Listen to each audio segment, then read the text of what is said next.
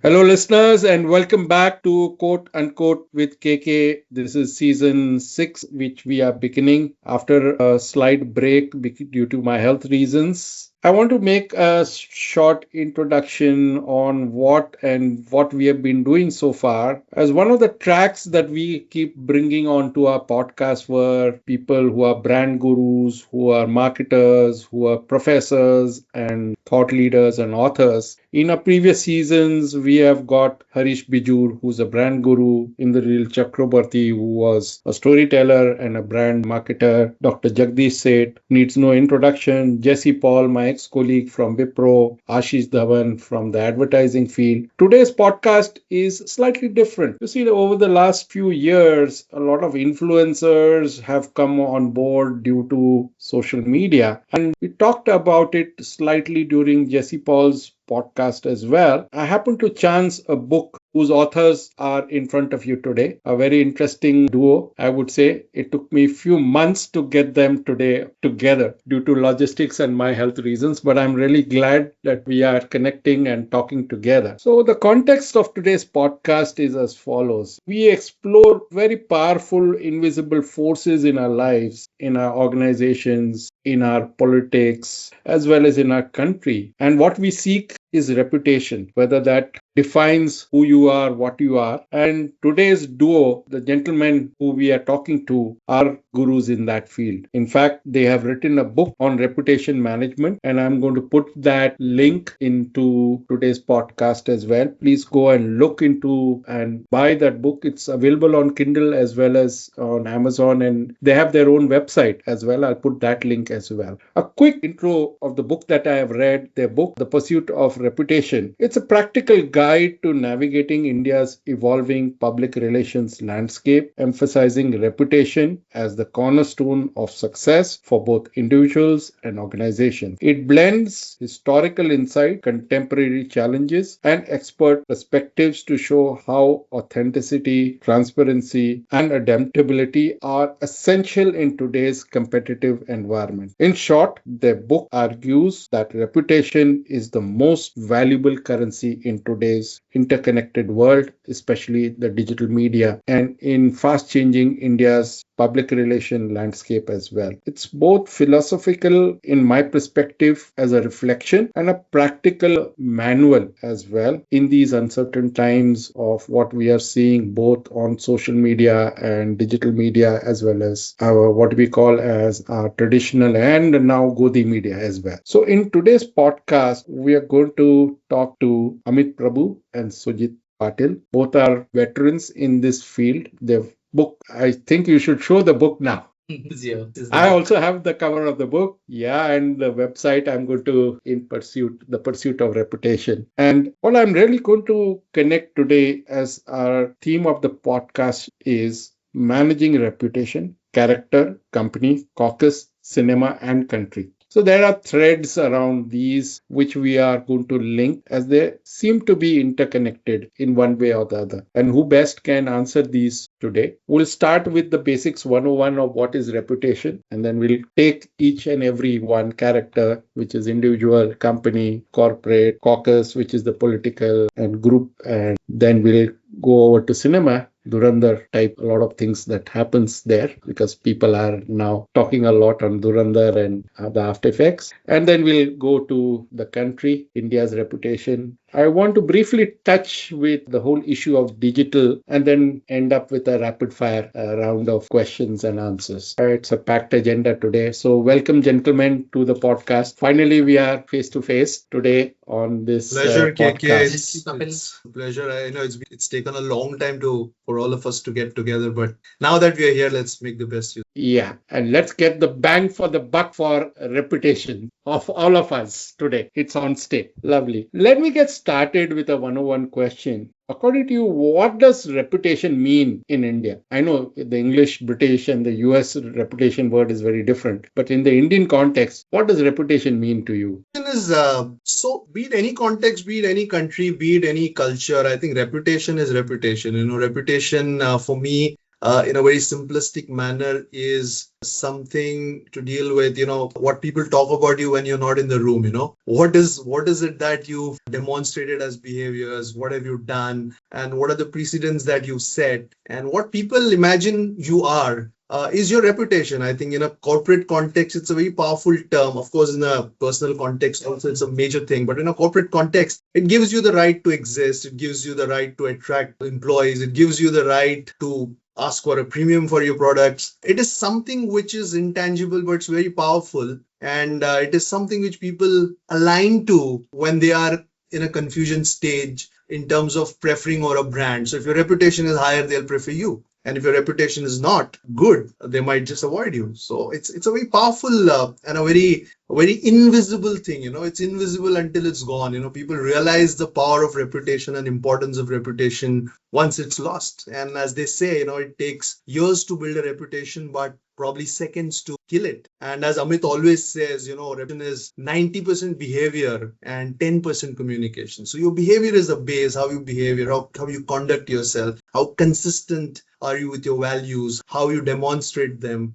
I can go on and on and on. Amit, you want to add something to that? No, I think you just covered everything. And in one word, reputation is almost equal to behavior. And therefore, the word public relations sometimes is misunderstood. It's used wrongly by people. But reputation is equal to public relations is equal to behavior. Public relations is nothing but behavior of a certain entity with its stakeholders. So reputation is equal to behavior is equal to public relations is what I believe. And Sujit has explained that in detail. Tell me one thing. I'm a Hindi speaking, mother tongue is Hindi. Does izzat and reputation mean the same thing or kuch alag hai? How say izzat meaning in English? Izzat, it's difficult to. You want to define for Amit what context you're talking about as in izzat? घर की इज्जत, अपनी इज्जत, देश की इज्जत. In all contexts they use it has this a word. bearing for it, but izzat is something you carry into a room when you're present. But reputation is something when you're not in the room and people say, wow, KK is an amazing guy. What a podcast he's got. What a amazing demeanor he's got. He's such a powerful businessman. I mean, that's your reputation. People will respect you for your reputation. I think it's got bearings with each other. It's got a connect. But I think there's no other word that can define reputation in Hindi or Urdu that comes closer than the word izzat that you just said. Yeah, I think so. It's made us think, actually. We've never thought about that. Maybe if you do it in Hindi, the word izzat has to come on the title. The reputation of the pursuit of izzat. Yeah. Izzat management. Izzat management, yeah. Yeah, like people might say, reputation ka sawal hai, izzat ka sawal hai. I think in that context it works. True. Great. At least I made you think on the first one. No, absolutely made us think.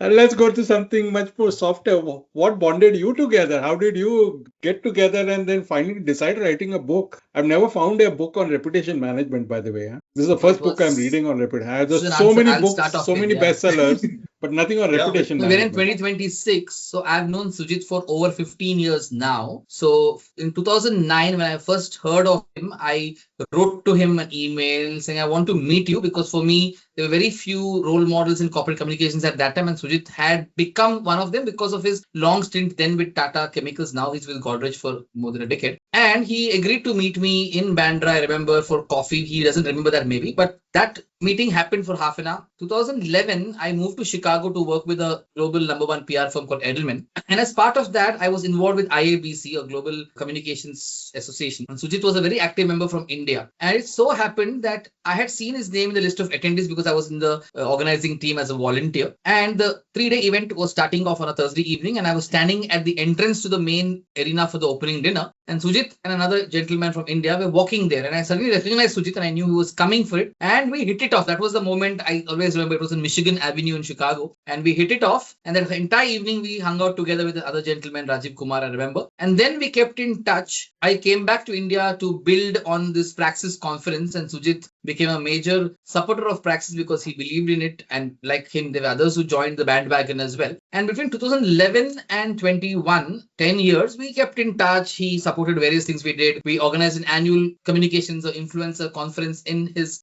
campus at Godrej, which he had moved to by then from Tata Chemicals in Vikhroli. Then COVID happened and everybody was quiet in the first few months of COVID, wondering what's happening. But when things were looking slightly better, it was somewhere in the middle of or end of 2021, two things happened. There was a friend of mine who even Sujit was well known to and close to, called Anant Rangaswamy. And his name always comes up in our conversations around a book. He's a famous marketing editor who's sadly no more. He's late. Yeah. Anant Rangaswamy. In fact, May, this is the month we lost him 3 years ago. Anyway, so Anant was nudging me saying, why is there no good book in PR? You do so much in PR. Why can't you write a book on PR? And I said, I don't have the motivation to be an author, but I want to write one someday. He said, what is someday? Someday is now. You have the lockdowns going on. You have free time. And just then another PR book had come out, which was having a lackluster response, which is fine. And Sujit and I started talking on a call one day about that book. And we said, we need to really up the game of PR and bring out a book with our years of experience. Sujit has at least a decade's experience more than me. And I said, are you sure we can write one together? They said, yes, if you are in it, I'm in it. And we told Anant that, hey, this book is an idea you had seeded in my mind and we're doing it. He said, by all means, go ahead and I'll give you all the support you want. I'll give you the guidance, the mentorship. And that's how the whole idea of the book was born. We had a different thought for that book and Anant trashed that thought and said, this book, not even your family will buy. Changed the whole idea behind the book. And then we said, okay, we'll go with a completely radical thought. And Anand said, this is great. And we began putting the book together. I would say between Delta and Omicron, between those two variants, our book came together. We said we have 20 In fact, chapters. your forward talks a lot about Anand as well. You made a mention of him we owe it several to him. places. Had he not nudged me and Sujit together, we would have not been maybe bringing that book to life at that time. Maybe it would have happened later on. And if he was alive, maybe we would have talked less of him. The fact that he's no more, we keep talking about him because that's our tribute to him. Yes, so that's how the book came to life. And then all of 2021, we wrote this book in multiple sittings on Zoom. We sat in Goa a couple of times. We sat in Gurgaon, in Bombay. So this book happened over 3 cities and virtually. We put together about 17, 18 chapters together. And then we kept it in cold storage because we didn't want to launch the book without a proper physical launch. And COVID was still showing its signs of coming back. So we kept it in the cold storage. And then we found, through a common connection, a literary agent who took us to a couple of publishers. And one publisher, Westland, immediately lapped it up. And rest is history, we can say. And then in 2023, September 5th, which is Teachers' Day, we said we'll teach the world a little more about PR. And that's how the book came to life. But another point here is, we feel that we are just custodians of the idea of this book. There are many people who have done much more and great work for reputation. So we decided to add some of the paragraphs from those people in this book. So the book is co-authored by us. So 80% of the book is our content. There's 20% that comes from these 75 people to make it a community initiative of sorts in some way. And I really love the way you guys have put it. And I think today's podcast we can also dedicate, if with your permission, in the loving memory of Anand. No problem at all. Yes. By all means, I mean, I think he was the guiding force, and I think cherish those late night Zoom calls. It was lockdown and there was no chance of meeting each other in person. So night calls on the Zoom, on MS Teams, and I think that really worked the wonder. And we also thank the lockdown. I mean, it'll sound very sadistic, but that really gave us some breathing time and space to actually do something. With the hectic schedules that Amit has and I have, I don't think we would have written half the book. But today, if you ask us, we can bang off a book in maybe 6 months' time because we know exactly what the process is. I'm going through that same process, and somebody is nudging me to write. I mean, my blogs and so many other things are there. No, you should. But it is just that something is just that motivation, internal motivation to just sit and just thrash it out. I can say that as well. So I empathize what you guys gone through and what you actually shared. Let's go back to individuals. That is the character part of our podcast today. Again, Ijjat, or so they say reputation is always the invisible currency of success, and how each of you personally define reputation. Why does it matter even more in today's context, especially when there is this whole boom of social media influencers, fact checkers, and then the whole digital tech of ORM? Why is it even more important than what it was in the past? I think it's assumed significant importance. I'll give you some data points, data in terms of the crisis landscape of 2026. I think I've dug out some data, whatever I remember, I'll share, and I due credit to the Edelman Trust Barometer, the Reputation Capital Council scorecard of 2026, Gallup 2025 survey from the employer angle, Reuters 2026, various reports. And these are reports which demonstrate some few trends which really are so important in giving CEOs sleepless nights. I think number one is, the 78% of CEOs acknowledge reputational weaknesses that have already impacted the company's trading performance. Stocks are falling, trading under pressure. The preparedness in terms of technology, the AI preparedness gap, only 40% feel that they're adequately prepared. There's a huge amount of trust erosion. If you see reports globally, 70% of the consumers and people are hesitant to trust those with different values and backgrounds. It's all the more important that brands start building that connect.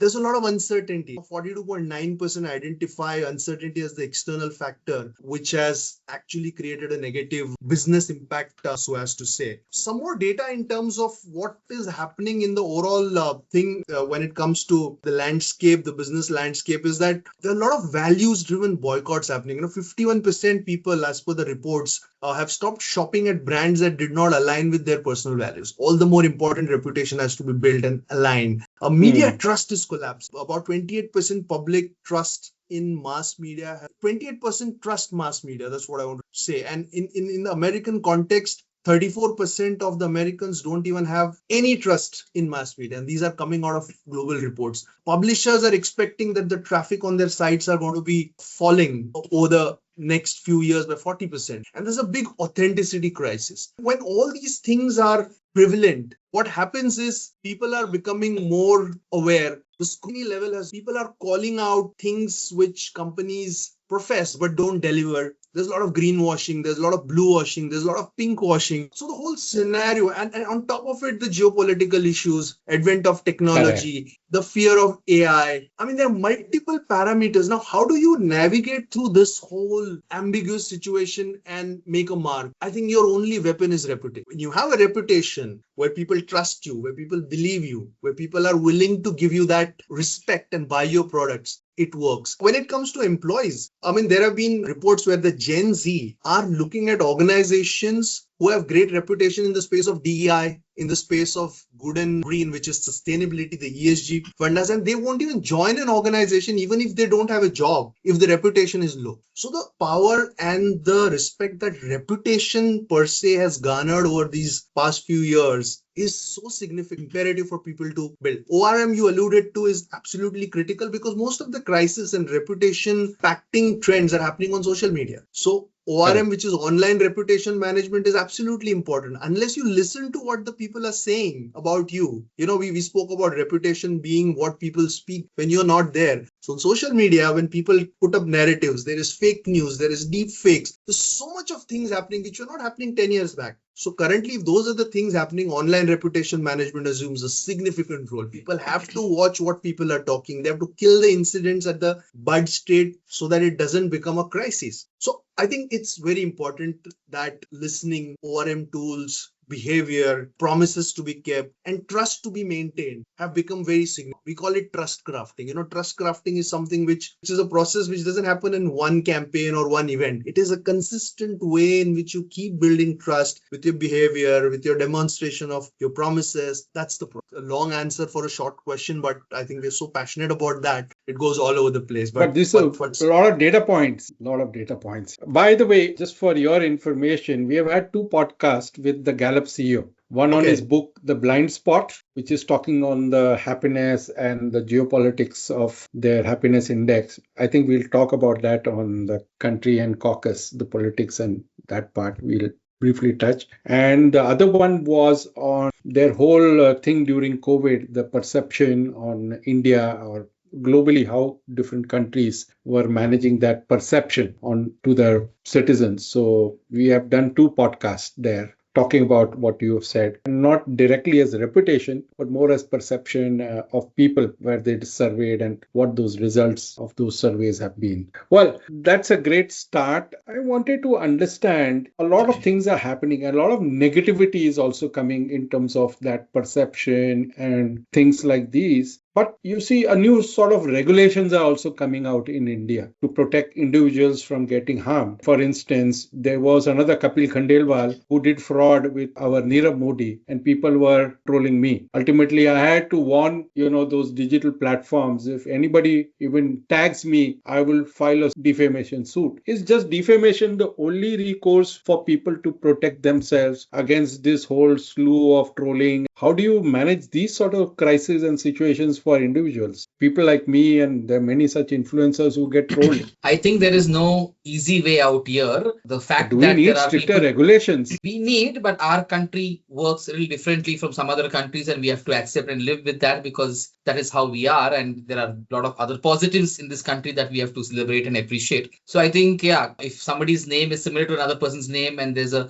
mismatch, the person putting a social media post doesn't care. He wants to tag. You won't believe it. My name is Amit Prabhu. Very often, if somebody has a problem with law and order, I get tagged and I wonder why then they want to tag Amit Shah. I get tagged sometimes. And often it's happened at least 10, 12 times in the last couple of years. They'll tag government, prime minister, Amit Prabhu. Then figured they want to tag Amit AMIT and it just gets picked up. It's part of life. You can't do much. But if somebody really targets you incorrectly, thinking or assuming you have done something wrong, then obviously there is a way to go to court, and we see that happening in the political spectrum. A chief minister versus a former chief minister, they will have these tiffs going on and then court cases. That happens. But for ordinary citizens, there is very little one can do. Live with it and hope and believe and pray people forget about it. I have a little bit of a different perspective on this. I have to change my name from Kapil Khandelwal to Kapil Khandelwal KK on social media, on my website, and those are immediate recourses kind of a thing. But I would suggest that what is more critical here is preparedness. When I say preparedness, it's about how well are you preparing your own personal brand? How well are you articulating your own reputation? How well are you positioning yourself in terms of what you do, what capabilities you bring, and what is it that you are putting in on the table which is of benefit to people? Once you have a kind of a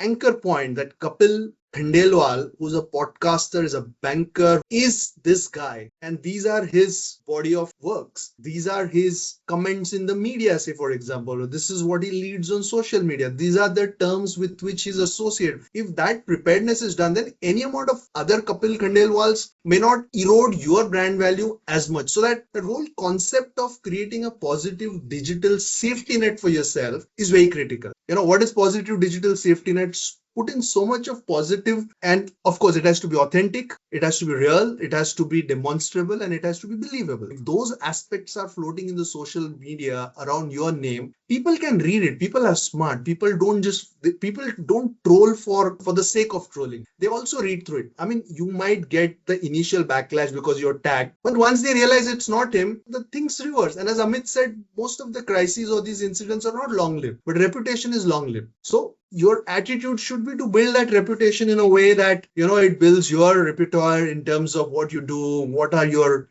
pluses, how you're serving the society, and create a personal brand around. I think that preparedness is that reputation is what helps you rather than reacting to something which has happened, because incidences are going to happen, whether we like it or we don't like it, because in India, Kapil is such a powerful name, so it's a common, it's a name like Rahul. In fact, the SEBI people who I report to, who regulate my work, actually banned me. I had to then say, here is my public disclaimer in the social media. I've changed my name to Kapil Khandelwal KK, although I've not put a gazette notification or not done it legally on all my Aadhaar and other documents, but this is what I have done. And you can check my PAN card versus the other defaulters, whoever the misdemeanor guy is, who's my namesake. Finally, they relented to say, okay. Because everybody does one Google check and we didn't encounter a Kapil Khandelwal in the negative parlance, otherwise we wouldn't have been here.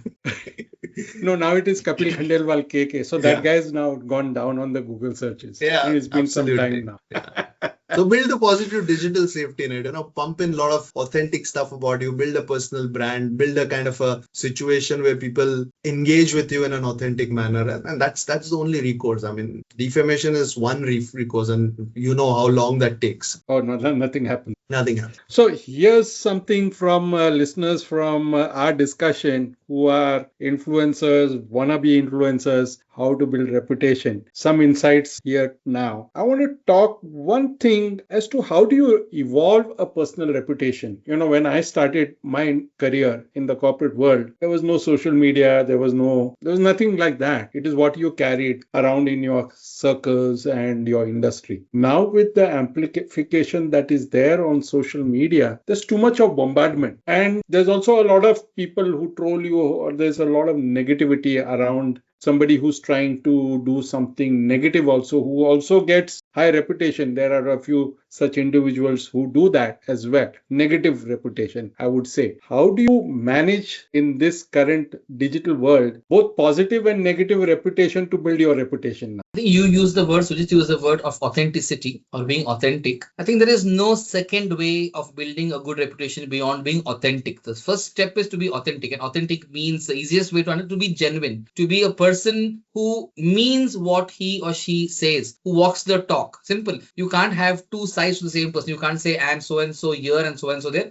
It'll get exposed sometime. You have to be the same. Either you're blunt with everybody all the time, or you're very nice with everybody all the time. It's just to have one persona for you. You can't have multiple personas. So that is how authenticity is showcased to the world, and all reputation or behavior comes from that stream of authenticity. So if people realize early on that being authentic is the only way to try to succeed, and they embrace that idea of authenticity, that's it. Like the reason you asked us how we got along, I think I saw in this man, and maybe he saw in me, back in 2009 and 11, some level of authenticity. And I won't share names, but I asked a couple of people just as a dipstick once long back. I said, give me the name of one or two Copcom leaders in India that you look up to or you feel are good at what they do. And two or three people I spoke to at that time, and there was a reason I was asking them, came up with his name. I don't know if my name comes in the same context. And I can say it on this call also. One of the most powerful men in Indian PR. He may have run-ins with him on certain ideas, but Madan Baer of Ad Factors. And I asked Madan Baer, so I'm giving you the name also, and Madan may listen to this in the future. I said, he gave me two names. The other name I'll come to later. He said, Sujit Patel is somebody my team looks up to, and he didn't know or didn't have an idea. I'm his friend at that time. He said it to me generally, not that there was any advantage or whatever else. And he had 25, 250 clients he could have named. He named one or two, and one of them was him. And I'm saying this here, and I said, wow. And then I asked a couple of other people. They said, yeah, from the Tata circle, there's another lady called Rakhi Lalwani, who's a friend of Sujit.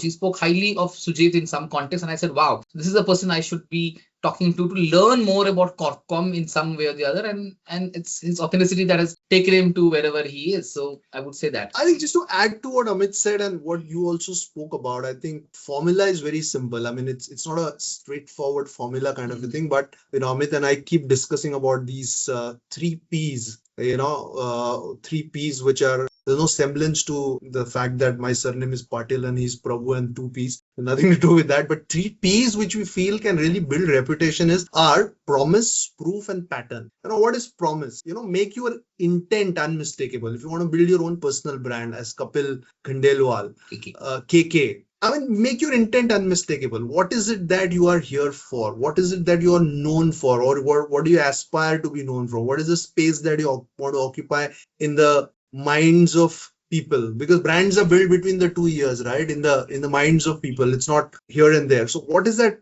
intent which is unmistakable? If that intent is clear, authenticity automatically comes. The second is the proof.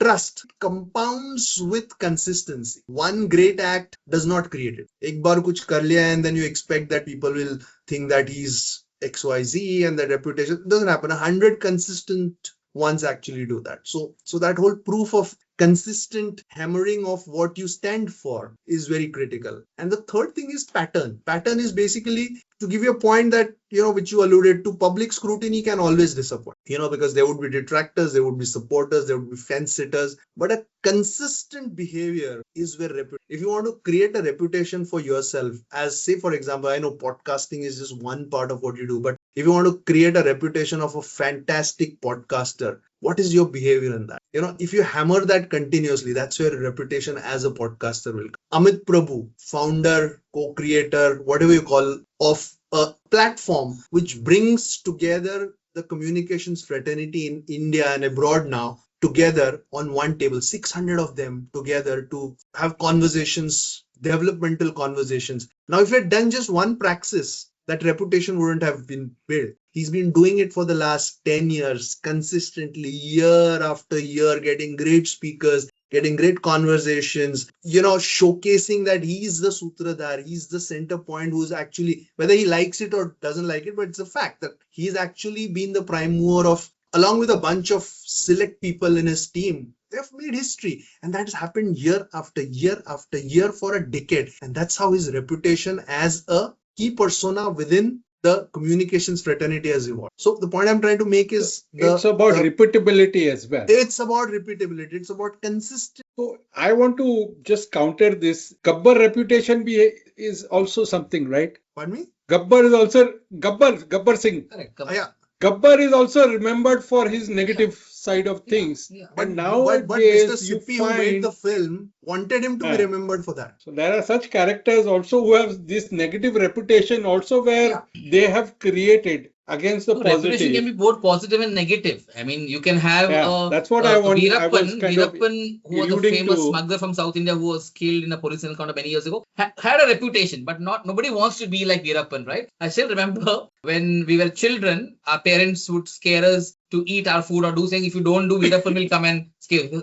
The reputation Veerappan had among families and parents was to scare the kids using his name and picture in newspaper. So yeah, reputation is the goal for everyone is to have a positive reputation, but some people can end up with a negative reputation also. Yeah, and that's what we see. I mean, these democracy days the is motivation elections. for getting eyeballs and everything is amongst the Gen Zs and this is how quickly do I get that is more by negativity. Slow yeah, it's a very slow process, a slow burn, and people generally tend to make mistakes when they end up. Correct. So that's my thing as a key takeaway for individuals and influencers is you may take this as a short-term steroid, but in the long term, does that really stick with the world and your audiences and people around you? I'll give you an example, KK. Yeah, I'll give you an example. There are a lot of influencers and we deal with a lot of them. The respected ones, the ones with the highest engagement, if that's a metric for their success, because that's the metric with the brand looks at, so that they talk about the particular brand and then amplify it. What is more important is if they are holding one vertical, say for example, they are experts in lifestyle.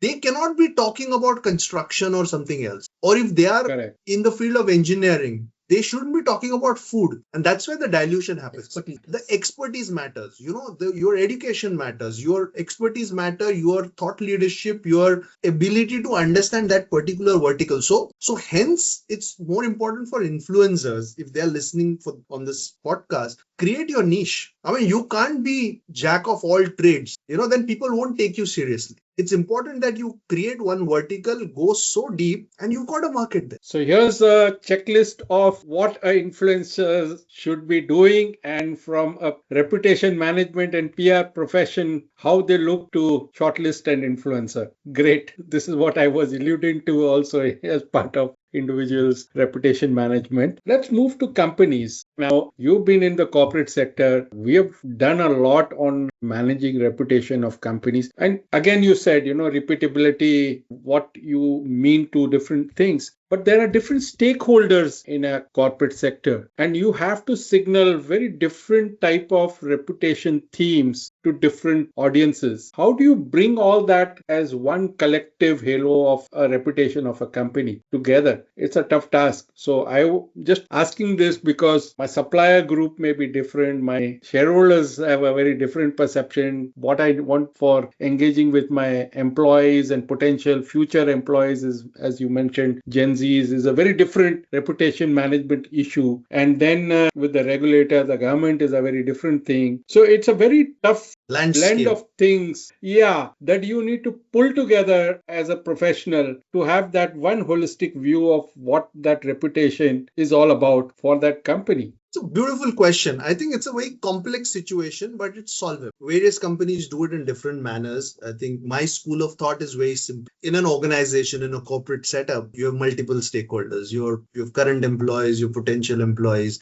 You have the regulators, you have the government, you have NGOs in the social sector, you have academicians, you have customers as your main stakeholders. Each one of them has a different consumption pattern in terms of data or information. Somebody reads a newspaper, somebody consumes data on a blog, somebody watches TV advertisements, somebody goes on social media. So on one hand, you have different stakeholders, you have different media, you have different messages for each one of them. On top of it, in context of India, there's diversity. There's diversity of languages, there's diversity of cultures, there's diversity of religion, there's diversity of beliefs, there is diversity of gender. So in this whole complex situation, how do you build a reputation? So the trick is pretty simple, yet quite profound, and it's a long term. So how does one do it? Basically, for us, what we focus on is messaging. Messaging in terms of what resonates with that particular stakeholders, using the different modes of communication, media, to pitch in those communications. And end of the day, measure the effectiveness. Now, when I say measure the effectiveness, how do you consolidate all of these things and say, okay, the reputation is great or the admiration for your company is great? So we've come out with admiration pillars. So say, for example, to build a great reputation of an organization in a corporate setup for different stakeholders across different sectors, what are the reputation pillars? The different reputation pillars could be, what does this company do in nation building? How investment worthy is the company? How culturally sound is it? How investment friendly, investor friendly is it? How aligned is it to DEI? How aligned is it to ESG principles? So you have these pillars. And the thumb rule is that if you're seen more prominently in each of these pillars consistently, the probability that your company is admired goes up significantly. So then the task is simple. Your communication team then measures the messages in each of these parallels, creates messages. But at the base, the company should be doing those things in reality. So say, for example, a company like Godrej, we have stated policies around DEI. We believe them, we roll them out, we practice them. At ESG, we have a vertical called Good and Green in Sustainability, which promises something, has metrics, runs with. Investment worthiness, there is consistent, clear communication with the investor. With the customers, there's a consistent communication which keeps happening. There is no element of greenwashing. That means we promise something in water conservation or environmental protection and don't do it. That never happens. We never indulge in blue washing. We never indulge in pink washing. So, otherwise we'll be called out. So it's a complex mix, but what needs to be done is measuring on each of these messaging, attaching them to each of the stakeholder, and then rolling them out in a consistent manner, in an authentic manner, again and again and again. That builds reputation. So in one phrase, all the things he said they do or a company does is called campaign planning. So basically, there are multiple campaigns, and campaign is not a bad word. We use it in elections, we use it in advertising, we use it in marketing, in PR as well, in reputation as well. It's a collection of actions that lead to two things, lead to following the behavior pattern set by the leadership of the company. And like, for example, his company's chairman emeritus, Adi Godrej, who is somebody a lot of corporate titans in India look up to. They may not have even met him in their life, but just his behavior, the way he's carried on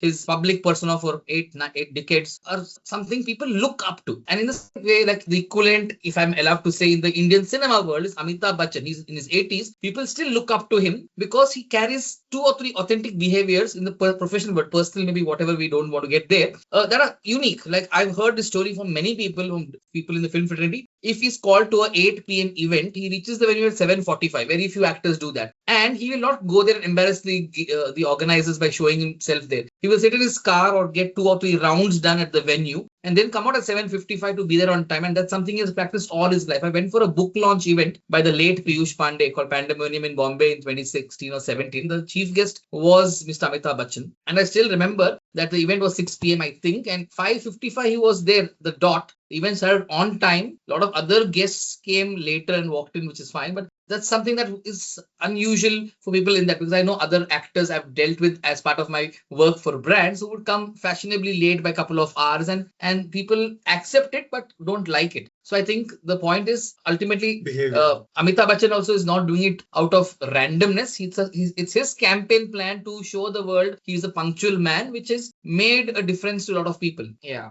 I want to again bring this whole digital thing because my experience, I want to just relate, and you may agree or disagree with me. I was invested with a platform which was doing an algo-based, AI-based ORM work. And that is before AI came in, which used my hedge fund algos and went and listened and did a lot of auto-responsing to different audiences on social media. And what learning that I got was that different stakeholders had a very different expectation or reaction to the company, and which kind of reflected in their response on social media platforms. So it was a very stratified kind of response. A consumer gave a different signaling, whereas who was a supplier and his experience with the company gave a very different signaling, not as a consumer, but as something else in the garb of a consumer or an audience consuming that company's social media or the communication. And that is why I was asking you, has it not become much difficult because different platforms, depending on the content user's behavior, absorbs or the platform throws a lot of different things based on his interest. And that is where now it is becoming very different communication or a stratified PR or reputation management as what as I have learned through my journey in ORM and what we were kind of building there. Isn't this not a very difficult thing for professionals like you who have spent so much time, and now it is becoming much more stratified and much more real time to manage these sort of expectations of brands and your company? No, what you're I saying think is this could be true. another topic for your next book, I This guess.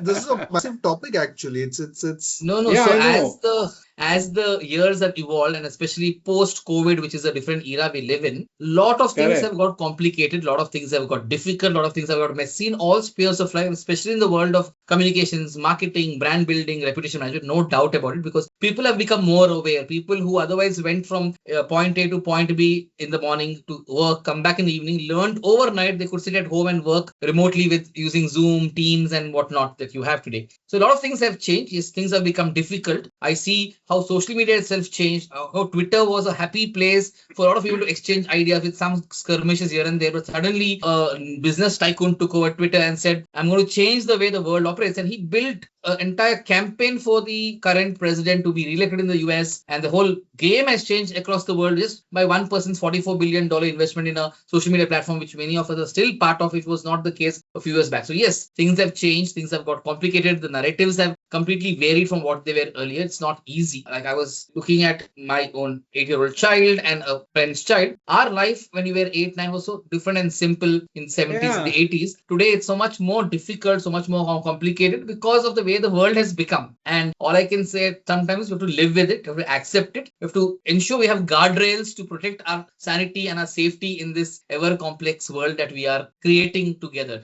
as technology advances, I think the complexities are going to go up. Yeah. What Correct. remains common, what remains same, what remains stable and stationary is the art of storytelling, the craft of crafting messages, the art of engaging with consumers and the stakeholders. I mean, those basic principles don't change. It's like the pipelines are changing. What oil goes through that is remaining the same. So in that complexity, we have to adapt. And the difference between a successful communicator or a brand marketer or marketing person is how well he or she adapts to the current technological advancements and the current scenario. And I think that's the solution. I mean, basic tenets remains the same. Let's kind of take two examples of some crises that have come. One is your TCS example, and then another startup, which is a unicorn, which is the Lenskart. Same issue, but a very different way to manage it in terms of reputation management. One went with tech and influencers, the other went very straight to the eye response. So is there some differentiation happening with tech savvy startups, the way they manage reputation with, say, a Godrej or a Tatas or the Birlas or the old age industrials type of groups in managing reputation? How is that going to change now? Nothing is going to change. What is important is, and I love the statement which Amit always says, reputation is 90% behavior and 10% communication. The crisis management part comes in that 10% communication. Organizations, be it startups or legacy organizations, need to first focus on the behavior.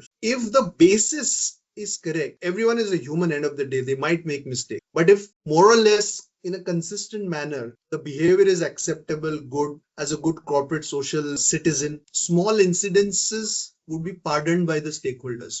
Once you have the trust, when you have built the trust or consistent behavior, the stakeholders would also pardon you. But you need to also have that bit of resilience to take that for that small period. Correct. But the basic, the most important thing is the behavior. Is it done knowingly is the question. I mean, if it is done knowingly, then you deserve to be badgered by the stakeholders. If it is inadvertent happening and you go and responsibly confess that, okay, this was a slip, people will give you a chance. The stakeholders customers, the consumers, the regulators will give you a chance because they know this company is not known for this. This happens. At the end of the day, it's humans, shit happens, but it can be controlled. But your basic principle is that behavior has to be authentic. I hope I answered that Got it. question. In a way, yes, what I was seeking, but yeah, there is a very fundamental way companies should deal with this whole crisis management is what you have directly Crisis kind of management brought is a out in different this. process itself. Crisis management Yeah. process, it's a No, I'll topic tell of you a why. new podcast. But Correct. And I think you we know, should have some more such conversations. I'll tell you, I wrote a blog because of my conversations with one of the co-founder, not the one who has been in the media on the recent crisis. And apparently there is an agency who writes to me saying, why don't you put this out as your blog? And I get these sort of requests as well. They must have Googled something and they found this Lenskart guy and my conversation and praising him. And that kind of stuck somewhere through Google and they write to me, can you put this? I said, look, I don't write such things. Why are you trying to make me an influencer in a crisis management situation? I wrote back to that agency, whoever they contacted me. Now, why this is great, my interaction with the founder and being in that industry and pulling a problem out and having a conversation with him and then putting some good word about their business philosophy and their business model in a blog is one thing. But utilizing somebody praising you, again, this comes to the whole negative part of it. that's very It's superficial. not ethical. And I wanted to understand, do all companies follow this sort of ethical or they use these middlemen or these agencies to kind of nudge people like us or some other influencer to talk this whole gundagiri or the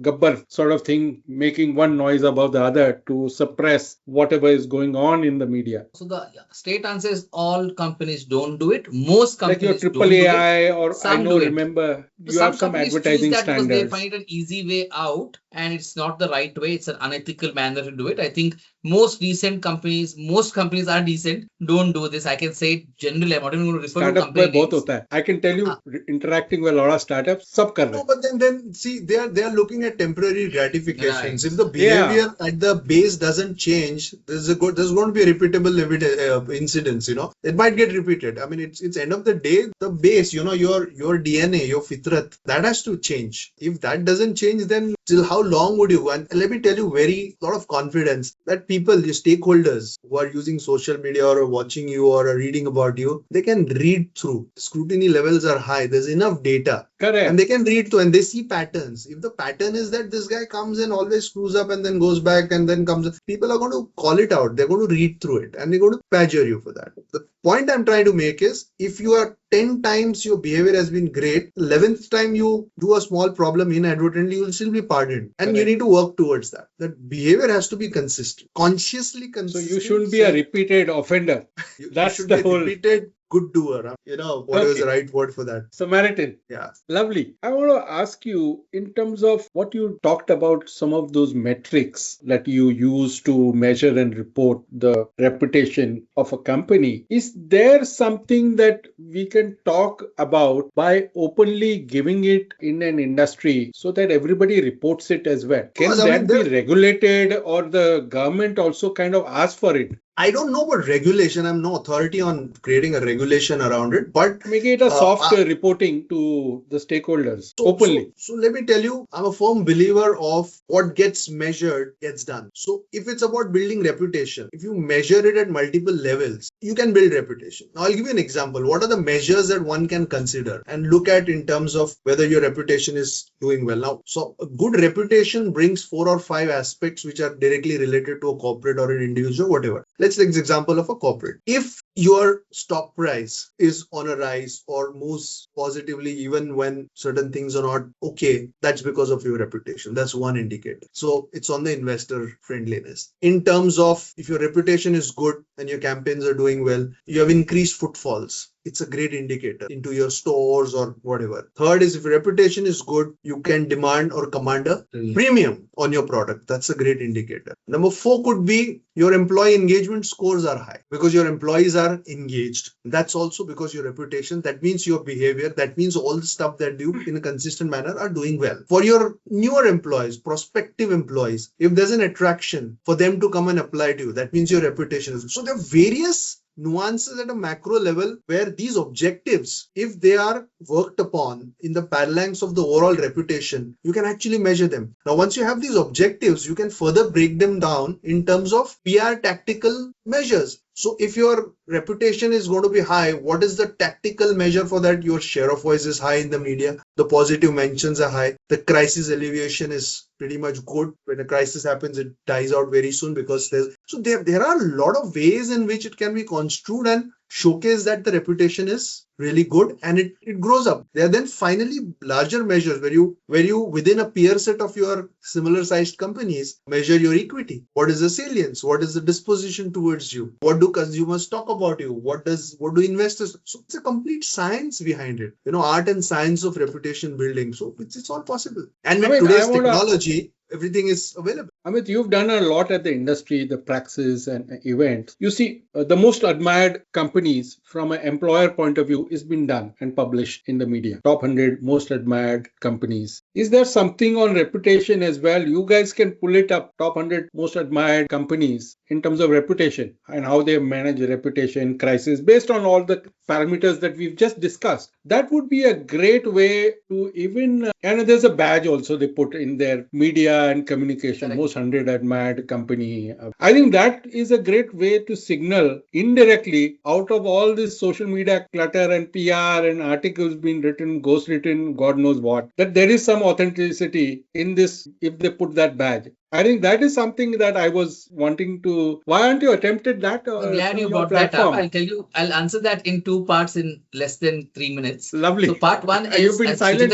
throughout. No, Sujit has been saying reputation, and I believe that fully is some part of many things. Okay, and I summed it up in one of an essays I wrote to explain PR to a commoner that the ultimate objective of doing things to enhance reputation or to build public relations are, according to the GREAT principle, the GREAT principle, is to increase goodwill, increase respect, increase engagement, increase affinity or admiration, like Sujit used that word, and increase trust. I use the word increase commonly, but there are different words that you can prefix to these five. So there are magazines, there are organizations that do listings using one of these. So you have the great places to work, that is to target current and future employees. There is a list that comes of India's most trusted companies, which is trust. There is a list of India's most respected companies that Fortune, Forbes, Business World, Business Today have done over the years. I know what you're saying. One list that super talks subset of reputation doesn't exist, but what we did 10 years ago, and Sujit has been genuine beneficiary of that effort from our end, is we bring out a list of India's top 30 Copcom teams or corporate communication teams, because these are the teams that actually help the company's story be told to the world and help the company behave right. Like, I think Sujit has survived in Tata Chemicals first and Godrej because his management listens to him and he's able to tell the management what is the right thing to do when they are maybe sometimes lost, or what is the wrong thing they're doing, if at all they do. Again, I have a great belief from childhood, because my mother and father bought Synthol soap when I was a kid, that this Godrej company and the brand will only give me the right and good things. My home had a Godrej cupboard. Now Godrej has 2 parts and whatever. But that point is, consumer products or locks we use, whatever, we believe in the quality that that company offered, right? And therefore, forget that for a moment. We bring out a list called the top 30 cockroaches 10 years in a row. And 1 year he did not take part for some reason, but 8 or 9 times out of 10, his team topped it. And that's another reason we trusted each other. And this list is completely done independently. There's a separate jury which does it. I don't interfere. I don't influence anything. The point is that for me is the list of the top most reputed companies in India, which are those 30 top popcorn teams which run the reputation. No, but I know that's a surrogate, right? If I do a chat GPT, yes, but you're right. I just did before the podcast. I was researching the most top 100 reputed companies in India. No, so I think Chat you should start GPT something gave me on most that admired line. 100 companies, great places to work. Uska kuch khichdi paka ke bola ye admired. No. So Kapil, I think we should push Amit to start something like this. That's what I was alluding to. That's a good outcome of this conversation. Thanks. Good idea for him. I'd be more than glad to support you with tech or whatever. I've got enough engineers around or lying around in startups. Something conceptualized, because we have done a lot. I mean, in my Crystal days, we did the index, S&P 500 a couple of years index. back, I got disillusioned with these lists beyond the one we do, only because everyone does these lists then, and they completely water them down, narrow them down, and make it almost becomes. No, it has to be, again, your reputation, it has to be unbiased. True. Then that is your reputation about the reputation, correct. most reputed. So, good and idea. it could be a superset of data as well. Could be that. I'd be more than happy to meet you guys next time in Delhi, Bombay, No, Cardio. I have a friend, even Sujit's friend called Raj Nayak. He's building something called the happiest places to work. So a couple of days back, I saw a LinkedIn post by him and somebody else Ah, where he's trying to build a correct. list of happiest places to work. Again, it's something like great places Oh, to work, Gallup but is very already different. got a product, na? Gallup has Is it already got a product on happiness, in and they India? do these surveys, Okay. but this is paid for by that company Ah, for okay. telling them what the issue. Yeah, In we fact, are I've done happy. it for one of the companies that I was heading, and they did it. And I asked, what are the remedial measures to improve that, whatever the happiness, or it was not happiness, it was something else. And it's not part of the culture or whatever. So Gallup has a product for it as well. But there's no product, and ChatGPT gives me garbage. It gives the same garbage to us also.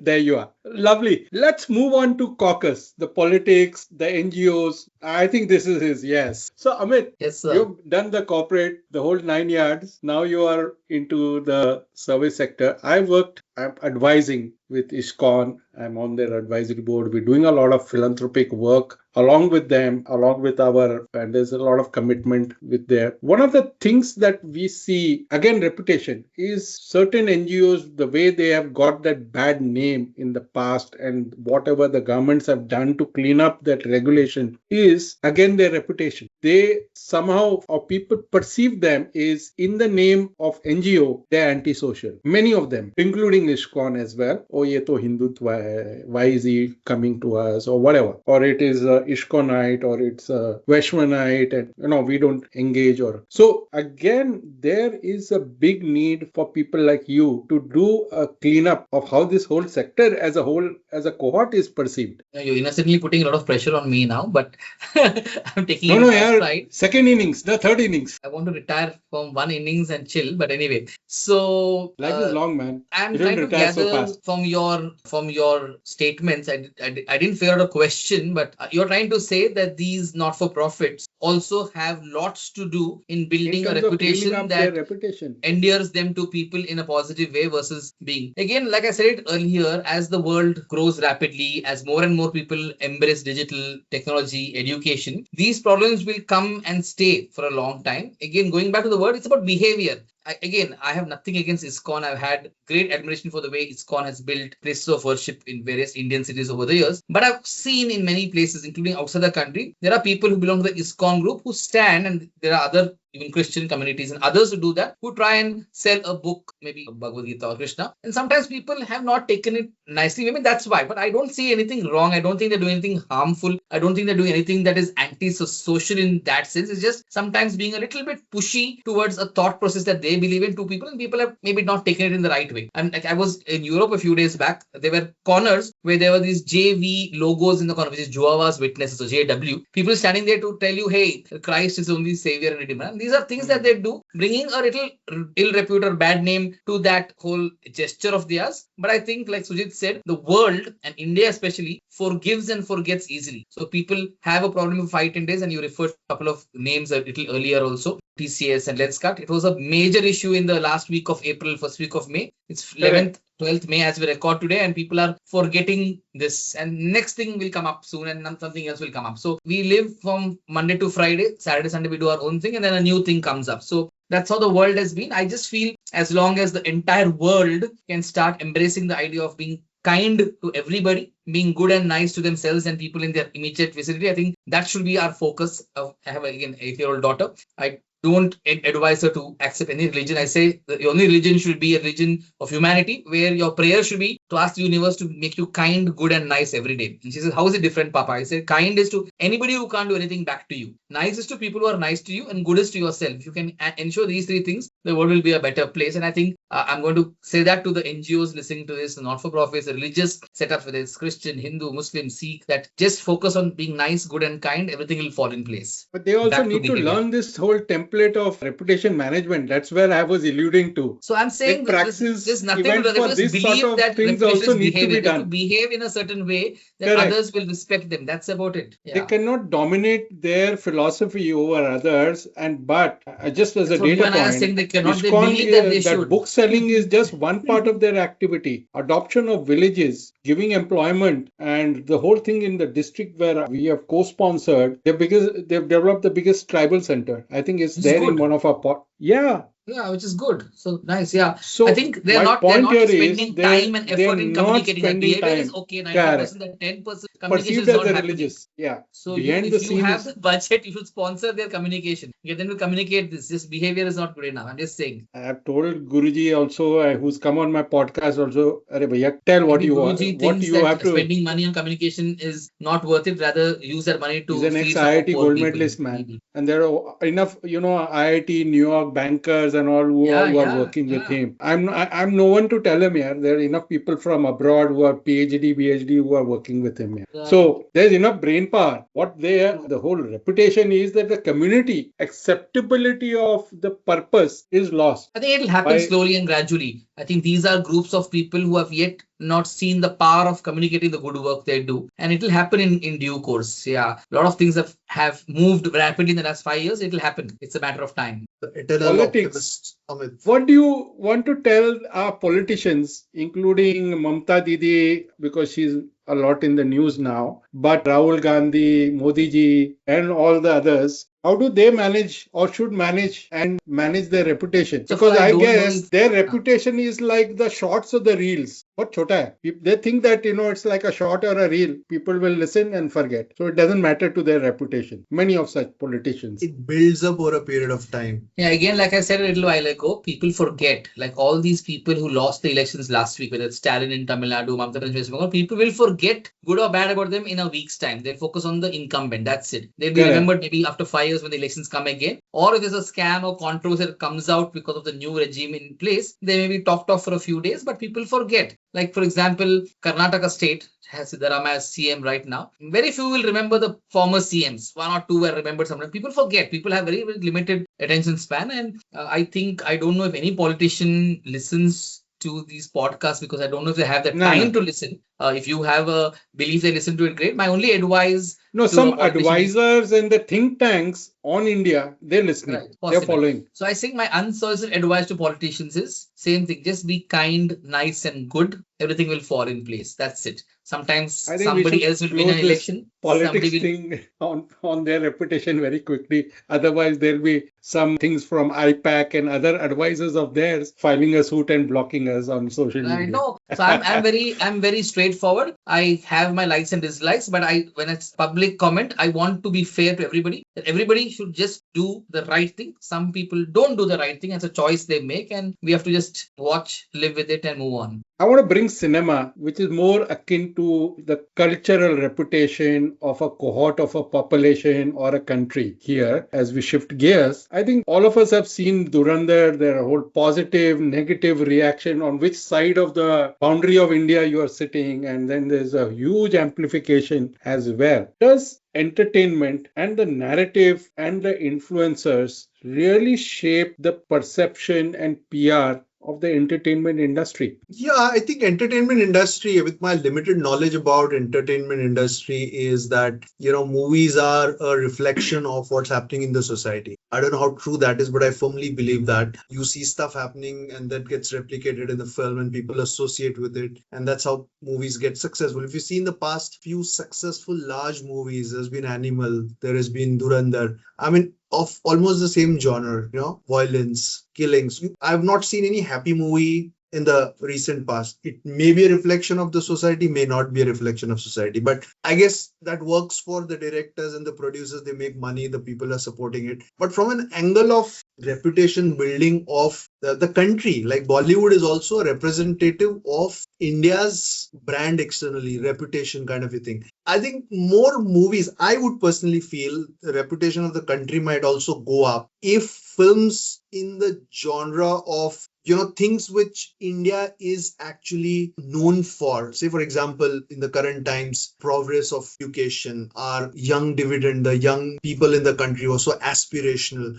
I think the spiritual, chaotic, the wedding sutras of India, I mean, those are predominantly shown to the world, and this is what happens in India. But seldom it is shown about entrepreneurs in India. Seldom it is shown about what are the That's all great things Shark happening. Tanks. Yeah, I mean, Then can't be movie. if movies are made around that, There were a few, and yes. And there's a focus on the craft, the focus on craft in terms of not about the celebrity, but the craft of making the films, the quality of making the films, the quality of studios to be enhanced in the country. I mean, how many great studios do we have which are equivalent to Hollywood, or the kind of quality which comes in? How many global standard films come out of India? Historical, we have such a large legacy and a culturally rich heritage that we have. How many movies get made on that? I mean, that is the thing which is great for the world. Improving the representation of women in the Bollywood film, the way they are treated or way they are represented, that itself can be a great push for actually raising the bar of reputation for the Indian film and entertainment industry. I think the various things which come through. But what ultimately sells is violence and stuff. I don't know. I'm not an expert on that, but that's unfortunately getting sold. But to build a country brand through Bollywood, I mean, just imagine Switzerland. An Indian filmmaker had to go there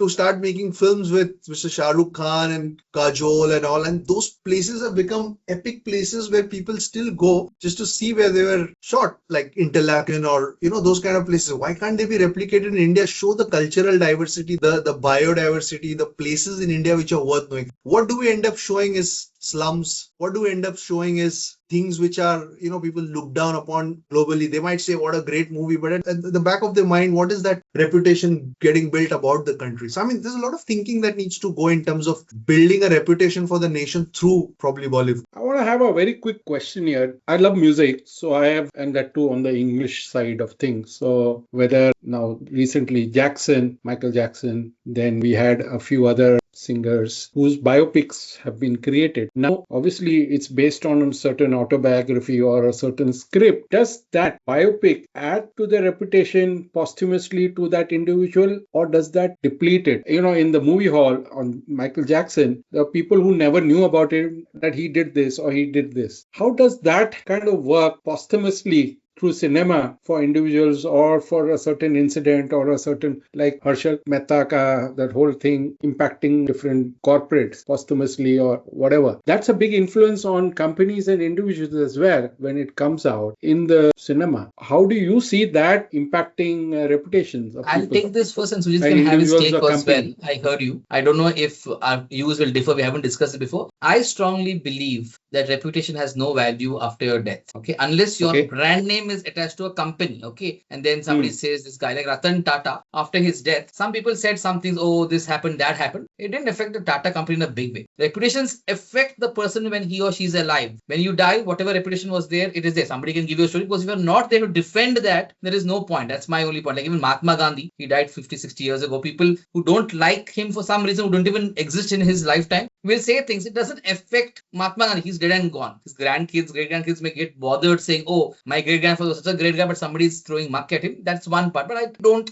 personally feel a reputation of a person people can try and throw Or a company. muck at it. It doesn't affect the person. He's dead and gone, or she's dead and gone. So I don't see that being a big deal. Yeah. How does it matter? End of the day is my question. If you're dead and gone, when you're alive, yes, it matters. We say something to it matters, and people have gone through it. Again, I'll use a controversial example in a very non-controversial way of our own Prime Minister Narendra Modi. Right? People threw a lot of muck before he became the Prime Minister, even soon after. He still won a second time in 2019, another time in 2024, and maybe we can say, oh, he's winning with just 30% vote share, which is fine. He's still winning, and whatever done, he has done a bunch of things. You can call it whatever you want to, but he's done a bunch of things to enhance his reputation in India, in the world in the last 10, 15 years, despite all the odds against him in the past. I'm purely talking from an academic point of view, not a political point of view, but I think in the lifetime, whatever we can do to enhance our reputation, we can and we should. After that, it doesn't matter. I just add to this is it matters if there's an inspiration behind it, and it can nudge people who are watching that film or write-up or whatever and getting inspired to repeat that. So in that parallax, it's very important. I mean, I agree with Amit, for a person after his death, personally, it wouldn't matter. But that reputation or that story or that inspiration or those great things that he or she did, if they inspire more number of people to repeat that, and if it's adding to the overall good of the country or for the nation or for the people or globally, I mean, why not? I mean, that reputation does matter. I mean, that people still refer, okay, he's no more, but what a great guy. He did this. These are the values he set. Like his own company's chairman emeritus's wife, Parameshwar Godrej. When I think of her name, I think of the crusade she fought against AIDS, right? I feel that. So that is where I come from. Giving an example.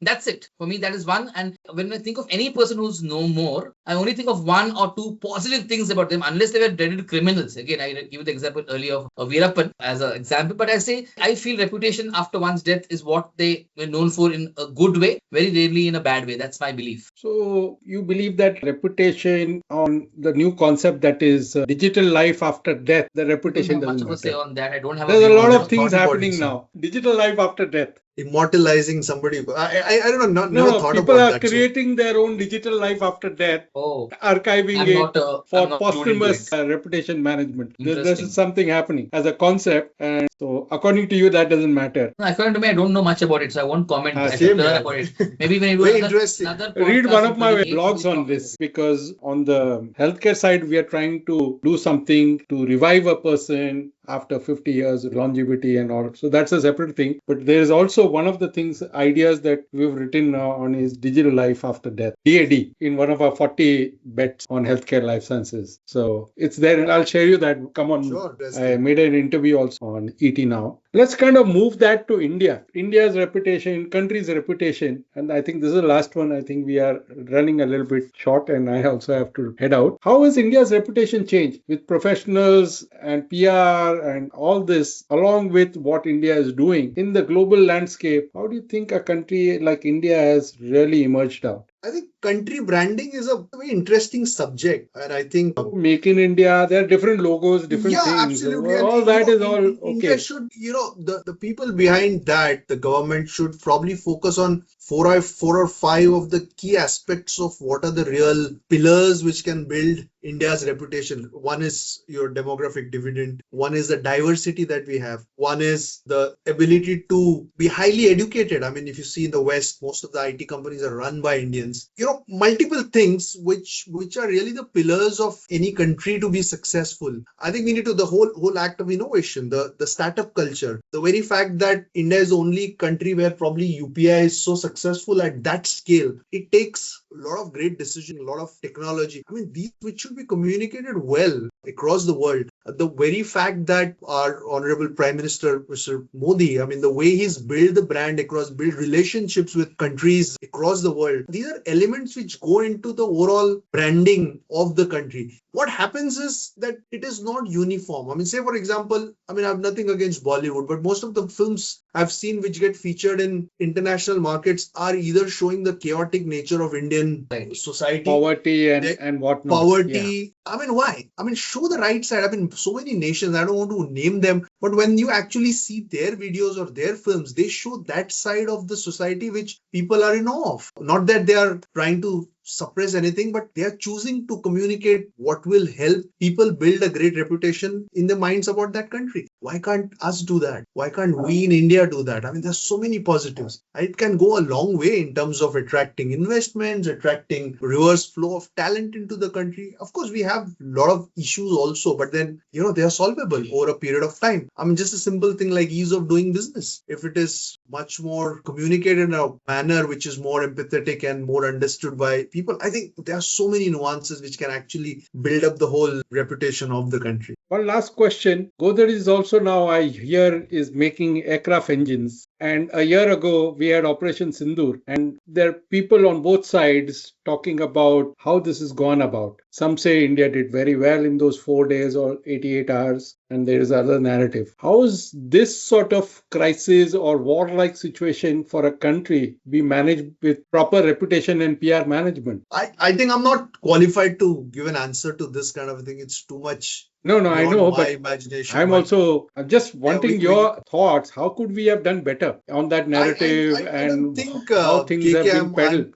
I don't think I'm an authority on that. So Neither am I I, would but- just pass the question. But my short answer to you is I think we did fine. 1 year has passed. Life has gone ahead. People have moved on. That's in brief here. There's so much that has happened between those 52 weeks and now. I think we'll pause here and take some rapid fire on the digital side. I think it's a different podcast altogether. I think we should probably do once more when we are all three together and shoot another podcast on the tech and all, because that's where I have done a lot of work and investment and cross meshing with reputation and ORM and a lot of learnings from there. I think we should do that on a separate podcast. Sure, happy to do that in person, but I mean, yeah, I know. I think this is where, we should. Viewers may want to see us after 2 years, so we'll do it in April 2028. No. That time we would be much more. The tech world would have shaped up much faster, yeah. And we'll be mostly all in our post-retirement idea of hallucinating what the whole situation would be. So let's talk about if our listeners could do something or one thing tomorrow to strengthen their own reputation, what would your advice be? Be more Few kind. sentences. Their own personal reputation. You've talked about it in the podcast as well, but just be one authentic single to message. yourself and do a consistent demonstration of that authentic behavior. And during crisis management? Be calm. Be calm. Unanimous. Be calm. Lovely. Be calm and, Ignore. have a holistic view. Don't ignore. Never ignore. Be calm and composed. Incidents cannot be ignored. I think the cycle for a crisis is it starts with an incident. A small incident, which if it's ignored, not controlled at the bud, becomes a crisis. So that's where you need to play. Be calm and handle it. Your own legacy. You debunked that posthumously nothing remains. I but don't believe in legacy. both I want of the world to you, forget what sort me of when legacy one after you I want to die. leave as PR professionals? And My dream is that the world should forget me 1 hour after I die. Personal belief. I have a different that's view. not something, yeah. I'm serious. I don't care for legacy. I feel अच्छा will में मेरे को तेरी book लिख छोड़ जाना ठीक है I will run your इसमें legacy. co-author है. Everything in my life has co-authors. अच्छा you left easy. a legacy to him. He's said it on record on your podcast. After him, everything comes to me. All entire books ka royalty for him forever. Because Sujit and I have similar thinking. Whatever we earn from not our regular work goes to charity. So even a lot of the money that we got from this book, not a lot, maybe 50,000 or 1 lakh, went to causes, went to charities. Yeah.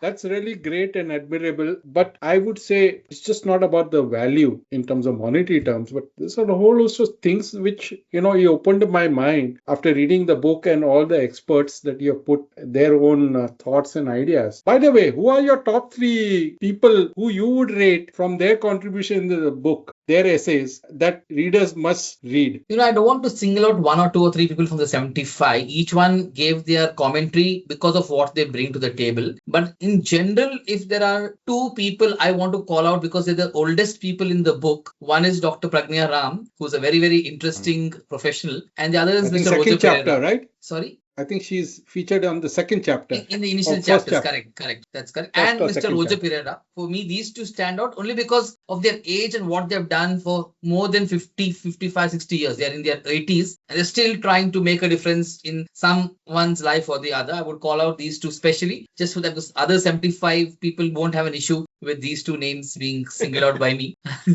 Yeah. I worked with Roger on Mumbai's master plan. He has I worked see. a lot with me, and his daughter now runs the Legacy Rowena, if I'm not mistaken, her Right. name, Roger's daughter, who Right. runs the communication business True. of Roger Pereira. Gentlemen, there are so many takeaways beyond the book that I've got, and I think we should have another round on a very different, the tech side of things as things are evolving, and a future view of how this whole landscape will shift. I think that's a separate thing. But I would definitely say I really enjoyed talking to you. The whole host of thoughts and ideas beyond the book that I have gained, and I'm sure our listeners would also gain out of this interaction and the conversation that we have had. Finally, we were able to get together, both of you on one side and me on the other side. But it was really an interesting takeaway on the podcast. We had so many things to cover. We couldn't do a justice on all of them. But I really thank you for taking this time out and talking to our listeners and talking to me. And I look forward to scheduling something face to face very soon. Sure. We're grateful to you for choosing us, and we hope this close to 2-hour conversation that people will listen in parts or in one go is going to be worthwhile their time. Done. Sure. Lovely. Thank you. Thank you, KK. Thanks, Kapil KK. Khandelwal. Thanks a lot. And Lovely. we'll see you soon. Bye. Bye.